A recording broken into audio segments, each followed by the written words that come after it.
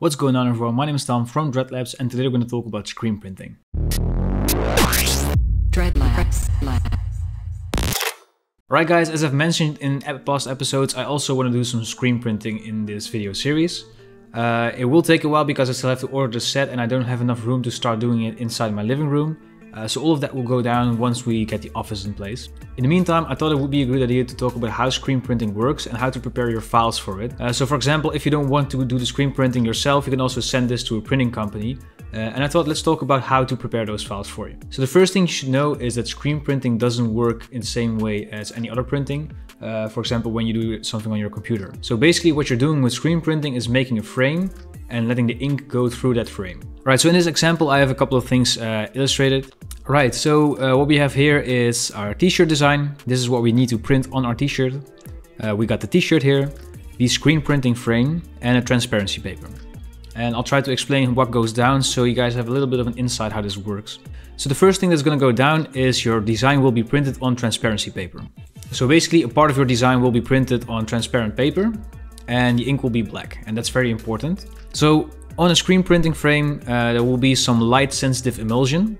Essentially what goes down is a very strong light will be subjected to the transparency paper and underneath that the screen printing frame. Because of the transparency paper, the light will go through all of the parts that are transparent, but the parts where the print is, so the darker parts here, the black parts, these will not be subjected to the light. Essentially what happens is the light will burn through the light sensitive emulsion here, leaving only the parts that need to be printed. Essentially you will end up with a frame like this.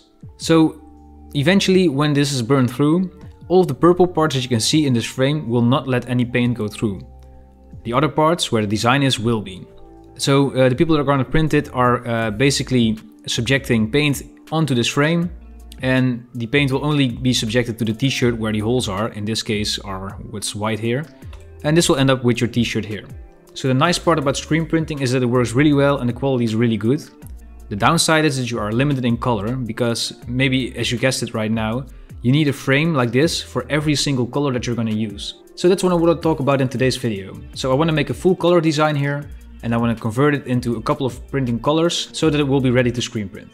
Alright, let's dive into it. Alright, so we're going to grab the Cybernetic Sound Unit World Tour Universe Tour design that I got made in episode 6. I'm going to paste that into Photoshop real quick.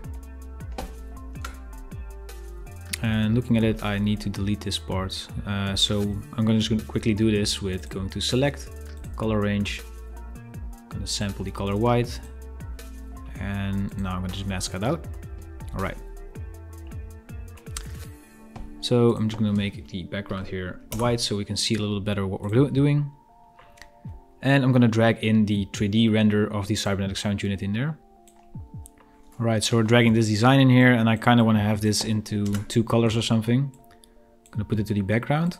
And the very important thing is you cannot have any gradients going on. And as you can see, if we zoom in on this, we have so many different colors.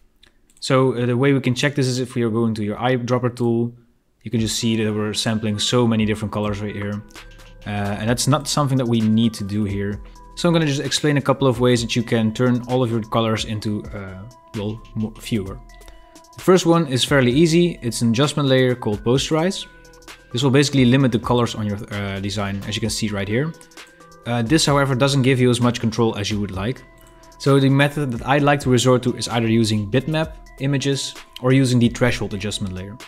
So if we go to adjustments again, and we'll click on the threshold. As you can see, our design is now completely turned into black and white. So how we can use this to our advantage is by going like this.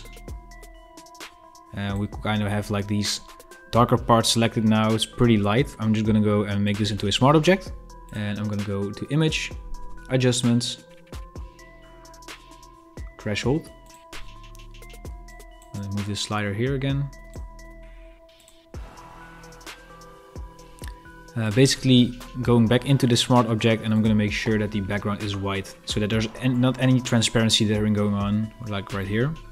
I'll click on save. And as you can see, all of this is now just black or white. Now what we can do is basically go double click on this layer, slide in the white parts, I don't really see anything happening right now, but that's because we have a white background. So if we make this invisible, we now only have the black parts of our design selected. We can do this with multiple copies, but then we can change the threshold. So if we lower the threshold right now, like that, this basically now means that we have two different color ranges. And I'm gonna go make these into a smart object again. And now I'm gonna go and give this a color overlay, just to see a little bit better on what we've just done.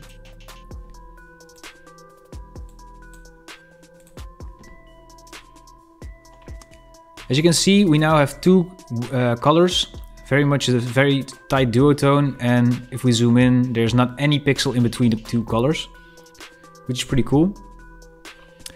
If you want to have one back design, we can also just go and make a new copy.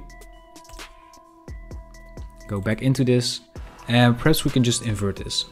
So now we have the design inverted. And if we save this up and change the color, we can have a third color as a background if you would like. For me, this isn't completely necessary, so I'm going to delete it. Alright, so this is how we can turn our design into a one color shader.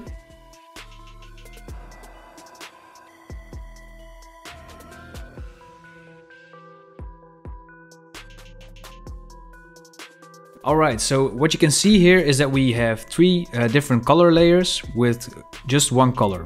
And you can combine these however you want, of course. The thing is, if we need to deliver this, we need to deliver them in separate files in completely black color. So you can just duplicate these to any document. So we'll just go make a new document right now. And basically give this a white background. And you can just easily make this into black and white with the threshold filter. And if you hand over a file like this to your screen printer, you will be able to use this as screen printing frame.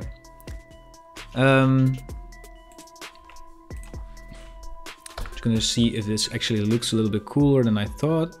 And I think we need to move this a little bit down. So actually it's fine like this. All right. One thing to note, so basically the smaller the pixels, the less the chances that they will go and burn through the screen printing frame. And that's just because if it's just like one tiny speckle of black ink, it will probably not be strong enough to protect the light from coming through the emulsion. So be aware of that and make sure that your designs have, for example, no transparency dither, and try to make your outlines a little bit bigger. If we look at this design, there will probably be a few cases where the ink will bleed through all these smaller pixels, so be aware of that. But yeah, for example, something like this would probably work pretty well as a screen printing. So yeah guys, that's it for today's video. I hope it was a little bit helpful. If you want to get the project files for these and all of my other tutorials, you will be able to get them as a Patreon. Besides that, you'll also get access to a 15% discount in my asset web store, as well as an exclusive Discord role. And if you go one tier up, you'll also become a part of the inner core, which gives you access to all of the project files and exclusive longer episodes of the Starting a Streetwear Brand series. So if you want to become a patron, there's a link in the description. And if you have any questions, please leave it in the comments below, or you can join us on Discord. And with all of that being said, this was Tom from Dreadlabs tuning out. I'll see you guys in the next video.